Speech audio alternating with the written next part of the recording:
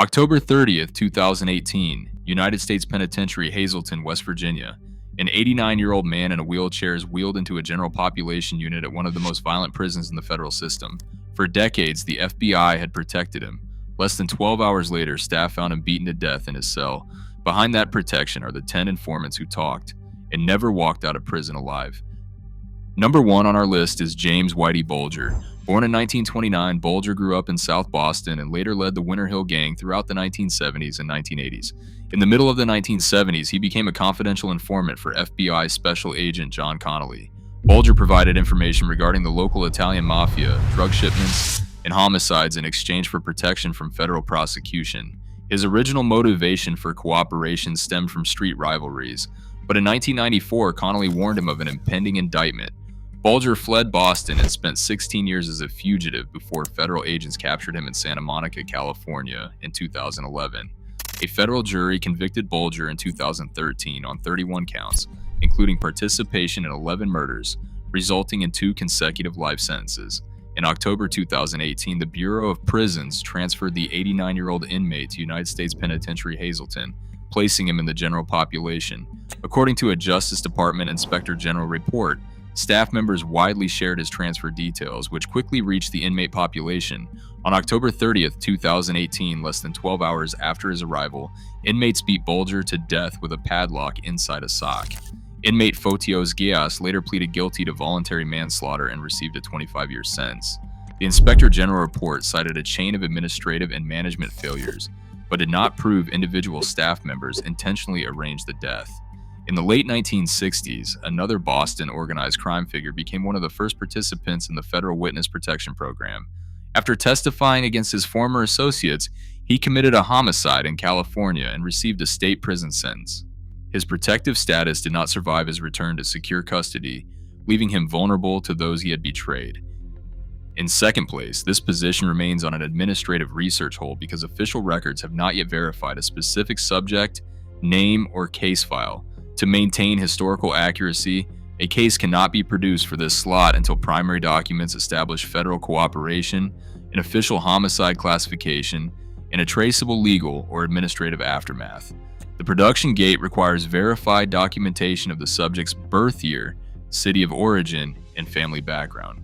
It also demands clear evidence identifying the criminal organization involved, the subject's role, and any documented nickname and its origin. Researchers must determine the precise turning point that led to cooperation, whether it stemmed from a denied bail, family abandonment, or a sentence the subject could not face, without inferring personal motives. Furthermore, the narration requires specific details on the government investigations, the defendants, the charges, the convictions, and the exact years of assistance provided. The specific plea deal, protective housing arrangements, witness security program involvement, and Bureau of Prison Safety designations must be verified through official files alongside the names of the responsible administrative agencies. The disclosure pathway must also be clear, showing exactly how other prisoners learned of the cooperation, whether through public court transcripts or internal prison leaks. Finally, the death must be documented with the exact date, facility, housing unit, weapon used, and the official coroner ruling, followed by the legal aftermath such as subsequent indictments, internal reviews, or civil litigation. Until primary sources verify every required field, this slot remains on hold to prevent the dissemination of uncorroborated prison rumors. Once verified, the case will lead to another documented account of institutional exposure. In the mid-1990s, in a Midwestern penitentiary, an associate of an East Coast crime family faced a similar breach of security. He had cooperated against a major narcotics syndicate, but his protective custody status was compromised during a routine transfer between facilities. An administrative clerk first identified the man as a government witness inside the institution, leaving him exposed to the general population. Subscribe to our channel for more deep dives into federal case files. Third on our list is currently held under an administrative research hold because primary source documents have not yet verified a specific subject, name, or case history. To maintain the factual standard required for federal investigative records, a case cannot be confirmed for this position until official archives establish the cooperation agreement, the custody homicide, and the subsequent legal outcomes. The verification process requires documented evidence of the subject's birth year, city of origin, and family setting, as well as their criminal role and specific conduct that made them valuable to investigators. Researchers must find the precise turning point that prompted cooperation, such as arrest pressure, threatened charges, denied bail, or expected sentences, without inferring personal or subjective motives. The case record must also identify the exact information provided, the defendants involved, the convictions obtained, and the precise timeline of assistance. Official files must also verify the specific plea deal, protective housing placement, and Bureau of Prisons safety designations. Particular attention must be paid to the disclosure pathway within the correctional facility, testing whether court materials, discovery documents, or prison law library access expose the informant status to other inmates. The record of death must also be documented with the exact date, facility, housing unit, weapon used, and the official homicide finding, followed by subsequent investigations or civil claims. Until primary sources verify every required field, this slot remains on hold to prevent the dissemination of uncorroborated prison rumors. In the late 1990s, in a Western facility, another cooperating witness faced a similar threat after a confidential file was inadvertently left in a shared space. A clerk placed the document inside a common filing area, exposing his name to individuals connected to an East Coast crime family. This administrative error compromised years of federal investigations and revealed the constant vulnerability of those who cooperate behind bars. When a file that is supposed to remain confidential becomes public inside a prison yard, the protective bargain ceases to exist. The fourth case on our list remains under an administrative research hold. Official records have not yet verified the subject's identity. To maintain the factual standard of this investigation, we require primary documents from the Department of Justice. The file must contain a verified cooperation agreement, a custody decision, and a formal homicide classification. The case cannot rely on prison rumors or uncorroborated news reports. Researchers must locate the subject's birth year, city of origin, and prior convictions. The completed record must identify the specific criminal organization involved. It must document the subject's role, his street nickname, and the origin of that name. We also require evidence of the turning point that prompted cooperation. This includes documented charges, sentence exposure, or family circumstances. The narrative must detail the exact assistance provided and the resulting convictions. It must name the responsible prosecutors, marshals, and prison administrators. We must verify the exact protective housing agreements, witness security status, and facility designations. The file must explain the precise disclosure path that revealed the informant's status to other inmates. We need to document whether discovery materials or internal prison communications leaked his cooperation. The death details require verification of the exact date, facility, unit, weapon, and coroner ruling. The aftermath must detail criminal charges, staff disciplinary actions, or civil lawsuits. This investigation maintains a strict distinction between a suspected leak and established official misconduct.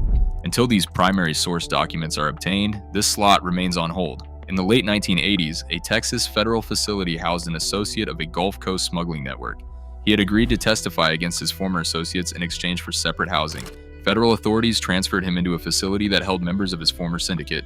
The cell block learned of his cooperation before prison administrators acted to protect him. When administrative files remain unverified, the protective bargain fails. Subscribe to our channel for more true crime case file analysis. Number 5 on our list remains under an administrative research hold. Official archives have not yet verified the identity of a specific subject for this position. To preserve the factual accuracy of this documentary, researchers require a complete federal docket. The file must contain a signed cooperation agreement, custody records, and an official homicide classification. This entry cannot rely on prison rumors, street nicknames, or uncorroborated newspaper reports. To establish this position, primary documents must verify the subject's birth year, city of origin, and family background. The records must name the specific organized crime syndicate and the subject's role within it. Investigators must also document the precise legal pressure that led to the cooperation. This includes pending federal charges, threatened life sentences, or denied bail. According to court records, the narrative must detail the exact cases, defendants, and federal convictions produced by the cooperation. Furthermore, the file must verify the promised protective custody arrangements, designated facilities, and responsible agencies. We must trace the exact disclosure path that exposed the informant's status to other inmates. This includes leaked transfer paperwork oral staff communication, or public court transcripts. The death details require documented proof of the date, facility name, housing unit, weapon used, and coroner ruling. Finally, we require records of subsequent prosecutions, convictions, or civil litigation against the Bureau of Prisons. Once verified, this case will transition the timeline to a different state in a new decade. The subsequent entry involves an associate who testified against a violent multi-state narcotics ring in the 1990s. His testimony led to the convictions of several high-ranking cartel lieutenants in a federal court. His transfer to a secure facility in another state was officially designed to ensure his safety. Instead, the administrative decision placed him in a general population unit with members of the rival network. This raises the unresolved question of whether his transfer increased rather than reduced his exposure. Sixth on our list remains under an administrative research hold. This position is reserved for a case centered on a possible classification, transfer, or protective housing decision, but the specific federal records have not yet been verified. To maintain the factual standards of this series, a completed profile cannot be produced for this slot until primary documents establish the official chain of custody. Archivists must verify every document from the initial cooperation agreement through the final housing assignment. These files must be located without treating missing paperwork as proof that protection was never requested or that staff acted with deliberate intent. Once verified, this case will transition the timeline to a new city in a different decade. The prospective profile will examine an associate of a Philadelphia-based criminal family during the 1980s. The investigation requires the subject's birth year, city of origin, and prior convictions. The records must identify the specific organization, the subject's role, his street nickname, and the origin of that name. Documented evidence is also required regarding the legal pressure that prompted his cooperation, such as pending indictments or a threatened life sentence. The narrative must detail the exact assistance provided, the investigations, the prosecutions, and the resulting federal convictions. The completed file must trace the transfer request, custody level, and the specific officials responsible for the housing decision. It must also identify who within the facility knew of his cooperating status, testing whether internal communications or public court filings exposed him to the general population. The details of the death require verification of the exact date, facility, housing unit, and in the official coroner ruling. Until these primary source documents are obtained, this position remains on hold. An incomplete classification record creates a significant security threat, as a lack of clear documentation leaves prison administrators without the necessary directives to separate cooperating witnesses from active threats on the yard. Subscribe to our channel for more federal case file investigations. Seventh on our list remains under an administrative research hold. Official archives have not yet verified a specific subject, name, or case history for this position. To preserve the factual standard of this series, a completed profile cannot be produced until primary documents establish the official chain of custody. Archivists must confirm the subject's birth year, city of origin, and family background through court or archival records. This prospective case must use a different city, decade, and criminal network than the previous entries, ensuring a distinct chronological record. We must identify the specific organization, the subject's role, his street nickname, and the origin of that name. According to federal court guidelines, researchers require verified plea filings, dockets, or appellate opinions to establish the exact legal or personal pressure that resulted in cooperation. The narrative must detail the government results, naming the precise investigations, defendants' charges, convictions, and the exact years of active assistance. We must verify the promised protective custody arrangements, sentence reductions, designated facilities, and the agencies responsible for his safety. The file must also trace the exact disclosure path that exposed the informant's status, testing whether public court transcripts, discovery materials, or internal prison leaks revealed his identity to other inmates. The death details require documented proof of the date, facility name, housing unit, weapon used, and the official coroner ruling. Finally, we require records of subsequent prosecutions or civil litigation that date the precise interval between the death and the full public account. Once verified, this case transitions the timeline to a new state in a different decade. The following case involves an associate of a West Coast narcotics syndicate in the 1970s. He testified in a federal court, resulting in the convictions of multiple high-level distributors. Following his testimony, administrators designated him to a high-security facility in the South, where a security breach occurred. This left an unresolved delay between his death and the public discovery of his cooperation. The eighth case on our list remains under an administrative research hold. Official archives have not yet verified a specific subject, name, or case history for this position. To preserve the factual standards of this series, a completed profile cannot be produced for this slot until primary documents establish the official chain of custody. Archivists must confirm the subject's birth year, city of origin, and family background through federal court or official archival records. The investigation requires verified evidence of the specific criminal organization involved, the subject's role, and any documented nickname and its origin. We must also document the precise legal pressure that led to the cooperation, whether it stemmed from a pending indictment, a threatened life sentence, or personal circumstances. According to federal court guidelines, researchers require verified plea filings and dockets to detail the government cases, the convictions obtained, and the exact timeline of active assistance. The file must distinguish whether the safety arrangement involved formal witness security, separate housing, a sentence-based safeguard, or an informal expectation. We must identify the responsible prosecutors, marshals, and prison administrators who coordinated the custody status. Furthermore, we must trace the exact disclosure pathway, testing whether leaked transfer paperwork or oral staff communication exposed the informant's status to other inmates on the cell block. The details of the death require verification of the exact date, facility name, housing unit, weapon used, and the official coroner ruling. The aftermath must detail subsequent prosecutions, internal investigations, non-convictions, unresolved findings, or civil lawsuits filed by the estate. Once verified, this case transitions the timeline to a different city, decade, and criminal network. In the early 2000s, in a high-security Southern penitentiary, a former member of an East Coast motorcycle gang faced a similar compromise. He had agreed to testify against national officers in exchange for a transfer to a witness protection wing. Instead, administrative records placed him in general population, raising the unresolved question of whether his safety promise was formal, informal, or misunderstood. Subscribe to our channel for more federal case file investigations. Number 9 on our list remains under an administrative research hold. Official archives have not yet verified a specific subject, name, or case history for this position.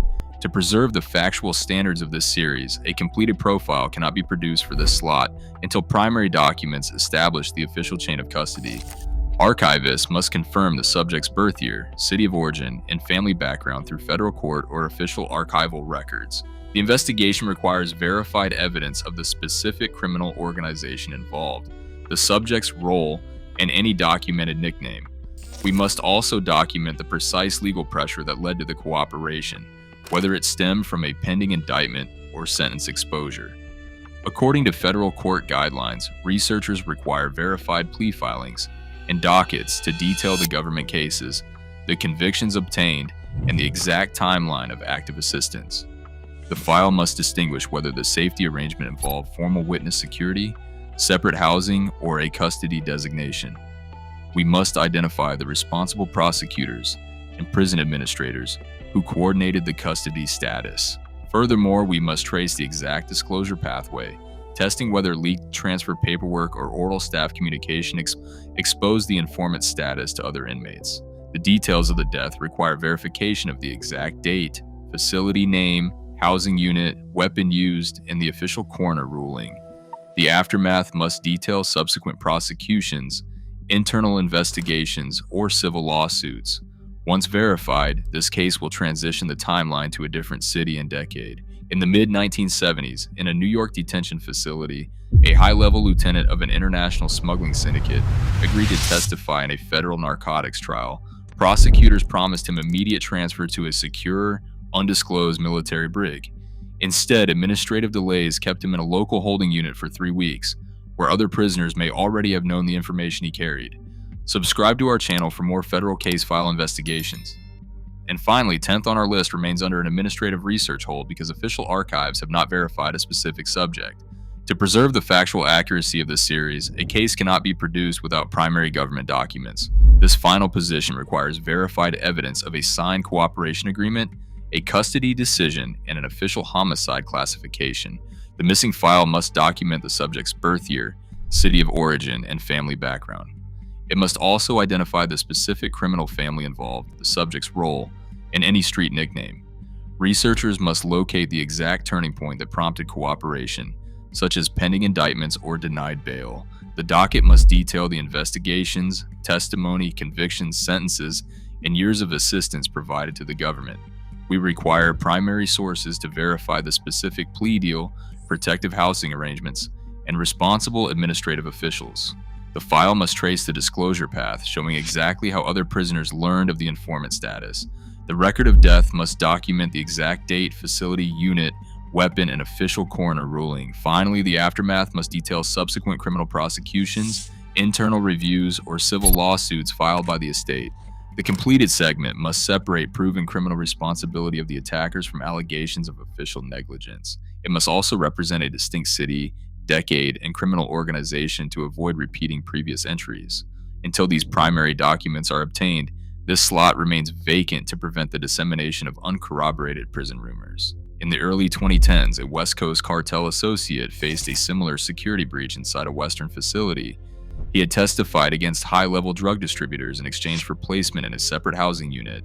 A clerical error on his transfer paperwork exposed his cooperating status to members of his former syndicate. Prison administrators failed to segregate him before the information reached the general population. The resulting investigation highlighted the constant danger when administrative safeguards fail. Subscribe to our channel for more federal case file investigations. Across these 10 cases, a single administrative pattern emerged. The danger to cooperating witnesses did not end once they entered federal custody. Bureaucratic errors, delayed transfer paperwork, and insecure housing units repeatedly exposed their informant status to other inmates. Justice Department records show that the government secured convictions using their testimony but failed to protect their lives. These files demonstrate that a cooperation bargain remains only as secure as the prison walls and administrative channels that enforce it.